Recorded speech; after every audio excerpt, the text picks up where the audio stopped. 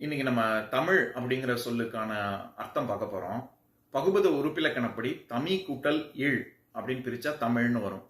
தமி அப்படிங்கிற சொல்லுக்கு தனிமை இல்லாட்டி ஒப்பின்மை அப்படின்னு பொருள். ஈகை அப்படிங்கிற அதிகாரத்துல திருக்குறள்ல இரத்தலின் இன்னாது மன்ற நிரப்பிய தாமே தமியர் உணல் அப்படின்னு சொல்லியிருப்பார் திருவள்ளுவர். அந்த இடத்துல தமியர் அப்படின்னா யாருக்கும் கொடுக்காம தான் மட்டுமே வைத்துக்கொண்டு சாப்பிடுவது அப்படிங்கிற பொருள்ல வருது.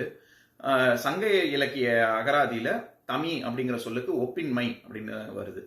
இதுல இழ் அப்படிங்கிறது எழுத்து பேரு. அதாவது எழுத்து பேர், சாரியை எழுத்து பேரு, இதெல்லாம் என்னன்னா பகுதியையும் விகுதியையும் இணைக்கக்கூடிய சொற்கள். இது காலம் காட்டாது, இது பொருள் தராது.